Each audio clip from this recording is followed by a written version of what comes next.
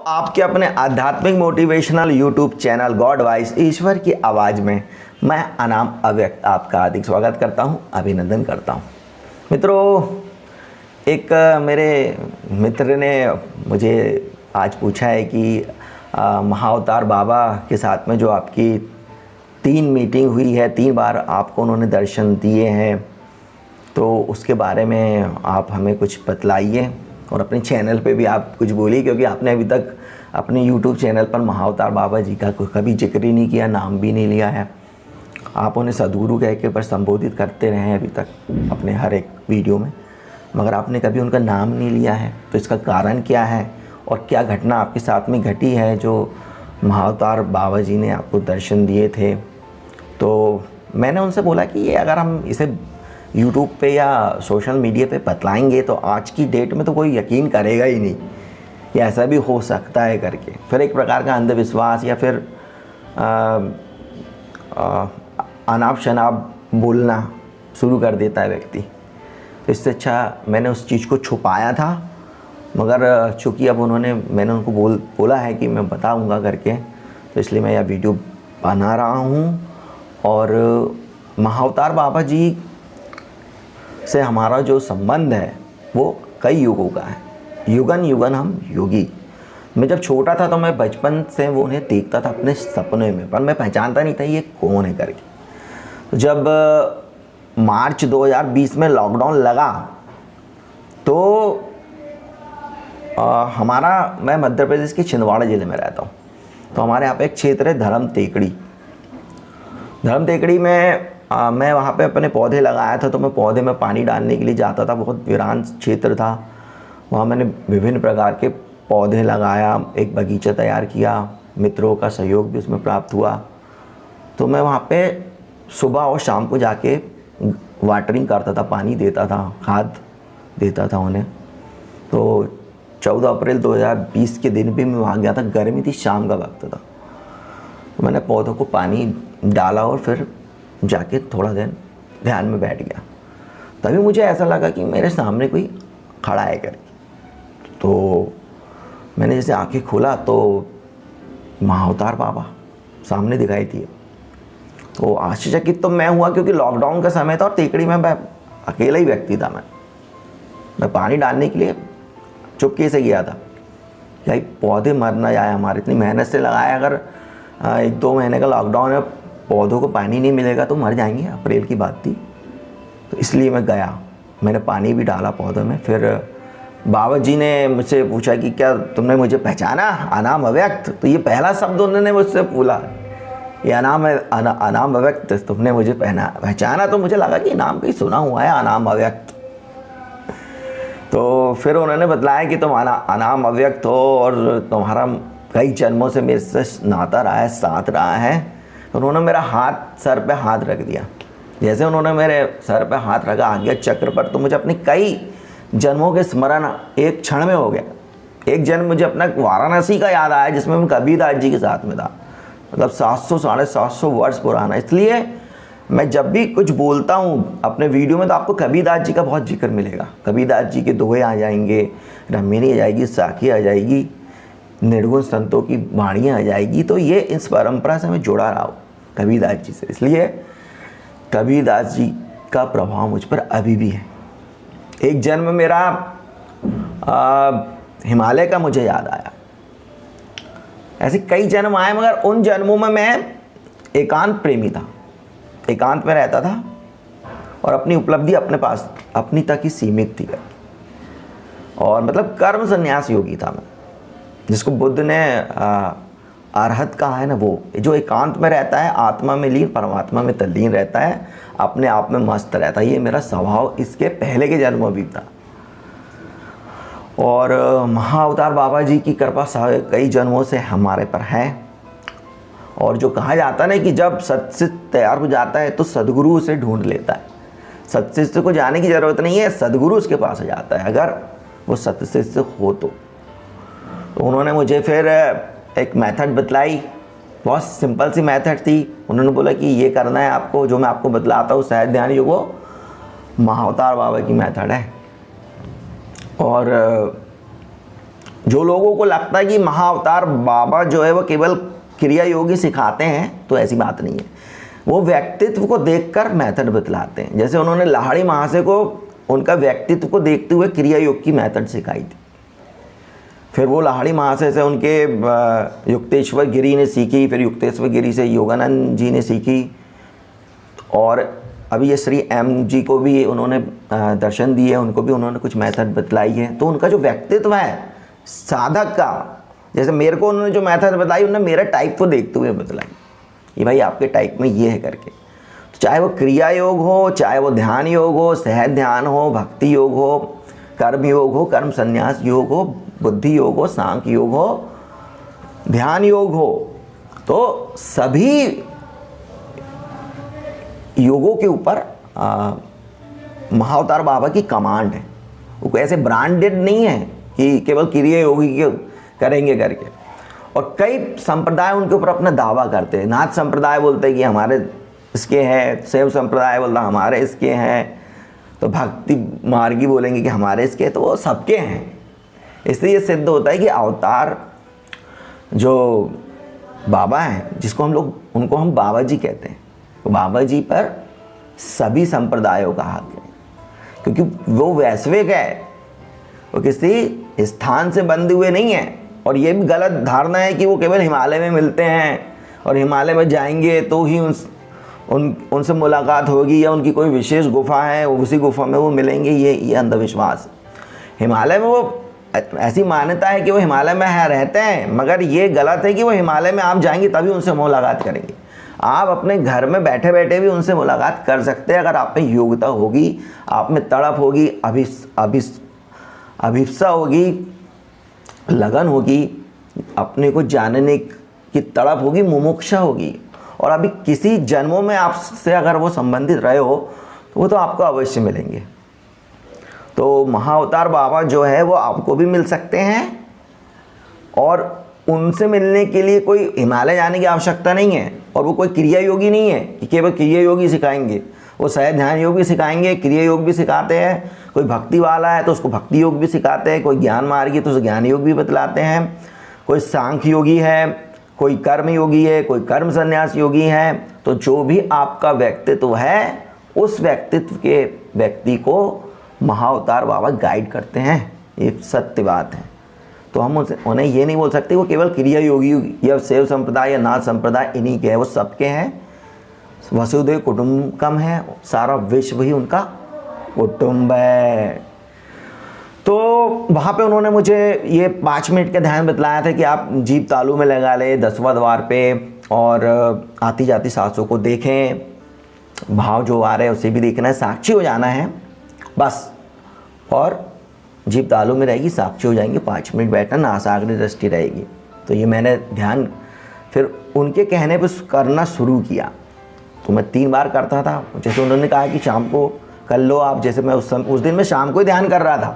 उन्होंने बोला आप शाम को ध्यान करिए, रात को सोते समय कर लो, और एक सुबह उठने के बाद कर लो, और 5 मिनट का करिए। फिर अगर जैसे जैसे आपकी क्षमता बढ़ेगी तो ये ध्यान भी बढ़ेगा, मगर शुरुआत में केवल 5 मिनट का करना है।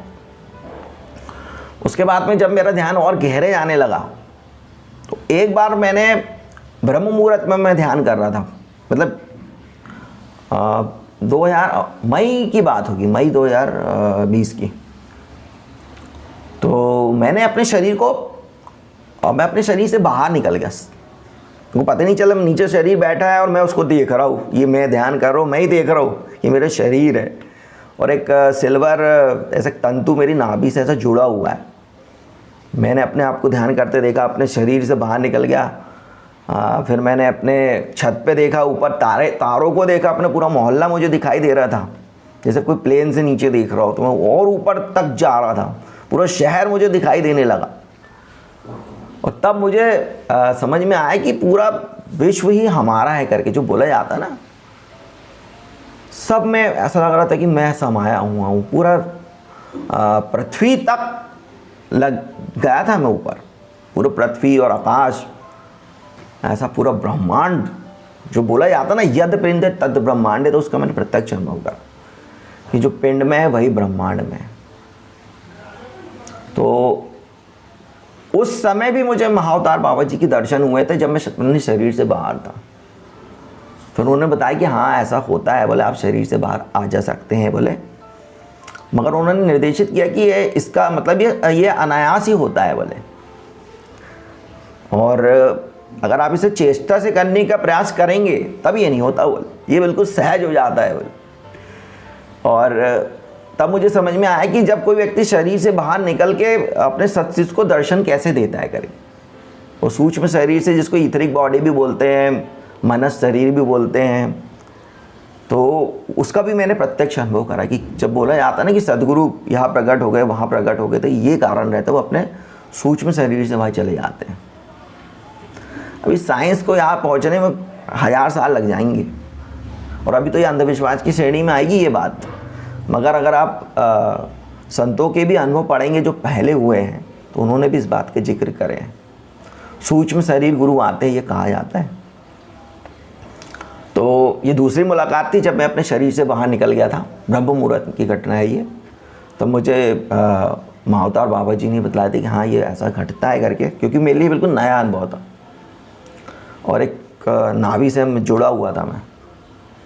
उसके बाद मैं वापस अपने शरीर में आया और करीब करीब 2 घंटे बाहर रहूँगा मैं शरीर से। पूरा घूम लिया मैंने, पृथ्वी, ब्रह्मांड और अपना घर, सब प्लेन में से जैसे देख रहे हो ऐसा लगता है।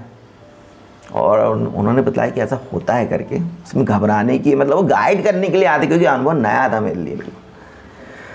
फिर ये घटना घटने के 2-3 महीने बाद में फिर मैं ध्यान करता रहा। फिर मुझे आनंद, सब अच्छा लगने लगा, बढ़िया मस्त, और सभी शास्त्र मेरे सामने प्रकट हो गए। जब मैं गीता खोल के देखता था तो मैं कुछ अर्थ समझ में आता था कि क्या कह रहे। कबीरदास की वाणियाँ पूरी समझ में आने लगी, नानक जी के वचन, संतों की वाणियाँ, निर्गुण संत, सगुण संत, भगवद गीता, रामायण, उपनिषद, जितने भी धर्म ग्रंथ है वो सब अपन को समझ में आने लगे। और जो दूसरे धर्म वाले भी हैं उनके ग्रंथ भी समझ में आने लगे कि ये क्या कह रहे हैं करके, चाहे वो सूफी मत हो या अन्य जो भी है उनका। तो जैन समुदाय हो, बौद्ध समुदाय हो, इस्लाम हो और सूफी हो, ईसाई हो, इनके भी धर्म ग्रंथ मुझे समझ में आने लगे कि ये क्या बात कहता है। इसके बाद में मैं एक बार और फिर जब गहरा ध्यान कर रहा था, शाम का वक्त था अपने घर पे ही, तो मैं तो अपने कमरे में था, तो वहाँ पे महाअवतार बाबा जी आ गए, प्रकट हो गए, और उन्होंने मुझसे बोला कि आनाम अव्यक्त, अब आपको ये अनुभूति हुई है आध्यात्मिक, तो आप इसे अन्य लोगों को भी बतलाएं, क्योंकि जब आप अन्य लोगों को बतलाएंगे तो वो भी इसका लाभ उठा सकते हैं। और कई लोग जो है वो इसके प्यासे हैं बोले, उनको सही मेथड का पता नहीं चल रहा है, तो आप ऐसा किसी माध्यम से अपनी बात को उन तक पहुंचाओ करें। तो मैंने बोला कि जी आज्ञा करके। फिर मैंने सोचा कि मैं कौन सा माध्यम चुनूं जिसके माध्यम से मैं मेरे एकांत में खलल भी ना पड़े, और मेरा व्यक्तित्व एकांतवादी है, तो मुझे YouTube बहुत सही लगा।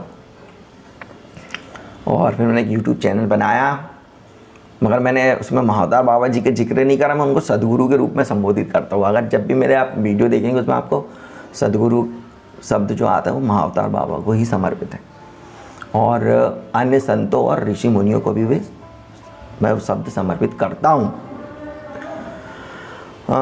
फिर मैंने YouTube चैनल बनाया, और ये YouTube चैनल में जो आप देखते हैं ये बैकग्राउंड जो है, इसमें यहीं पे वो प्रकट हुए थे। मैं यहीं पे ध्यान कर रहा था, और इसी जगह पर उनका जो मेरे को तीसरा बार जो दर्शन हुआ था, जब उन्होंने बोले थे कि आपको अब इसे बतलाना है, मैं इसी जगह से आज बोलता हूँ, यहीं पे महाअवतार बाबा जी आए थे। और फिर मैंने बोलना शुरू किया। अभी तो नया चैनल है, तो अभी 100 वीडियो डले होंगे। तो उन्होंने ये भी बोला कि अगर कोई जिज्ञासु होगा जो सहज ध्यान योग करेगा अच्छे तरीके से, तो वे भी उससे गाइड करेंगे। मैंने उनसे बोला था कि देखिए मैं बता तो दूंगा, मगर मैं गाइड थोड़ी कर पाऊंगा। मैंने बोला नहीं, बोले वो गाइड मैं खुद करूंगा। बोले उनको बोले अगर वो सही तरीके से तार जोड़ लेंगे, बोले मेथड सही तरीके से करेंगे, साक्षी अगर उनका सिद्ध हो जाएगा, तो वे उनको भीतर से भी गाइड करेंगे और बाहर से भी गाइड करेंगे। मतलब उनके सामने वो प्रकट भी हो सकते हैं या उनके अंतः प्रेरणा से उन्हें समझा सकते हैं करके, ये उन्होंने मुझसे वादा किया है। तो जो भी सहज ध्यान योग करता है महाअवतार बाबा जी का, तो उसे वे ही गाइड करेंगे। तो अच्छे लगन से करिए। बहुत छोटा सा ध्यान है, 5 मिनट रात को करना है, 5 मिनट शाम को, 5 मिनट सुबह। धीरे धीरे आपकी पूरी वासना तिरोहित हो जाएगी, आप उपासना चालू हो जाएगी और काम क्रोध लोभ मोह अहंकार सब दूर हो जाएगा। आनंद प्रेम करुणा विनय सब आप में प्रकट हो जाएगा और महाअवतार बाबा जी या समस्त सदगुरु या जो भी आपका जाति वन वंश की कुलदेवी या ईष्ट है, वो भी आपका मार्गदर्शन करेंगे, आपको सूक्ष्म रूप में गाइड करेंगे। और महाअवतार बाबा जी का तो आशीर्वाद आप पे बना ही रहेगा जैसे मुझ पर है। तो और भी मैं आगे कई चीज़ें बतलाऊंगा, क्योंकि काफ़ी रहस्यपूर्ण घटनाएं घटती है अध्यात्म में, मगर अब उसको चैनल पे बोलना गलत, क्योंकि चैनल जो व्यक्ति देख रहा है उसमें अभी इतनी समझ नहीं कि वो इन सूक्ष्म चीज़ों को समझ सके। वो एक कहानी के ऐसे समझेगा, जबकि एक अनुभव है, और चूँकि उसका अनुभव नहीं है इसलिए उसके लिए तो और कहानी है या गप है या अंधविश्वास है, ये सब वो बोलना शुरू कर देते। इसलिए मैं बातें किसी को बताता नहीं हूँ, छुपा के रखता हूँ, गुप्त। तो अध्यात्म में चमत्कार भी घटते हैं, अध्यात्म रहस्यपूर्ण भी है, कई चीज़ें ऐसी घटती है कि आप यकीन नहीं कर सकते, मगर यकीन करना पड़ता है। तो अध्यात्म जो है वो रहस्यपूर्ण भी है, मिस्टिक है, और चमत्कार भी अध्यात्म में घटते हैं, मगर चमत्कारों के लिए अध्यात्म नहीं है। अगर आप चमत्कारों के लिए अध्यात्म में जा रहे हैं तो आपने गलत तरीका चुना है। अगर आप चमत्कारों को प्राथमिकता देंगे अध्यात्म में, तो फिर आप ये जादू टोना तंत्र मंत्र क्रियाकांड कर्मकांड इसी में उलझ जाएंगे फिर। और जैसे ही हमने चमत्कार को प्राथमिकता दी तो वैसे ही आपने ऑब्जेक्ट बदल दिया, आपने आत्मा और परमात्मा की तरफ लक्ष्य नहीं रखा, फिर आप व्यक्ति और वस्तुओं पर ध्यान देना शुरू करें। क्योंकि चमत्कार आप व्यक्ति को दिखाने के लिए करेंगे या किसी वस्तु की प्राप्ति के लिए करेंगे, तो ये व्यक्ति और वस्तु ही आपको आपसे बाहर करता है। इसलिए चमत्कारों के पीछे बिल्कुल नहीं जाना है। तंत्र मंत्र जादू टोना क्रियाकांड कर्मकांड इनमें उलझ के भी नहीं रहना। सीधे से ध्यान योग करिए, आप अपनी आत्मा में गोता लगाइए, आत्मा में स्थित रहिए, परमात्मा में प्रतिष्ठित रहिए, और समस्त सद्गुरु का आपके ऊपर आशीर्वाद रहेगा।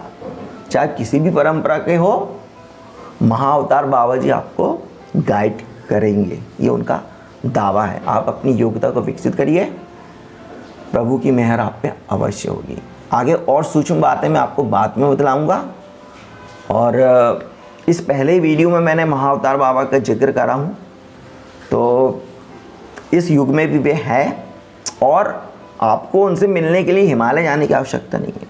वे आपके शहर में आ सकते हैं। जैसे मेरा एक छोटा सा शहर है छिंदवाड़ा, और वे वहाँ पे आके मुझे गाइड कर रहे हैं, आपको भी कर सकते हैं। तो अपनी योग्यता को विकसित करिए, मन निर्मल करिए, विचार शुभ, भावनाएं कल्याणकारी, शरीर स्वस्थ, ऊर्जा ऊर्ध्वगामी करिए, तब आप अपनी आत्मा में स्थित परमात्मा में प्रतिष्ठित होंगे और महाअवतार बाबा की कृपा आप पे बनी रहेगी। वे सूक्ष्म शरीर से आके आपको इशारा भी करेंगे, भीतर से भी करेंगे और बाहर से भी करेंगे।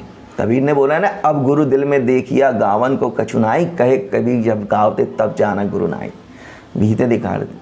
भीतर दिखता है गुरु और बाहर भी प्रकट हो जाता है। तो ये मेरा प्रत्यक्ष अनुभव है, किसी प्रकार की कल्पना नहीं है या दिवा सपने नहीं है। तो महाअवतार बाबा का जो प्रसाद है वो मैं अपने चैनल के माध्यम से बांट रहा हूँ, सहज ध्यान योग। आप भी उसे करिए, समस्त शास्त्र आपके सामने फिर प्रकट हो जाएंगे, गीता आपको पूरी समझ में आ जाएगी, संतों की वाणियाँ, समस्त ग्रंथ के गुण आयाम आपके सामने स्पष्ट हो जाएंगे। तब आपको सनातन धर्म सनातन संस्कृति की महानता का पता चलेगा कि कितनी महान है और कितनी दुर्लभ है। यह वीडियो देखने के लिए आपका बहुत बहुत धन्यवाद। जय महाअवतार बाबा।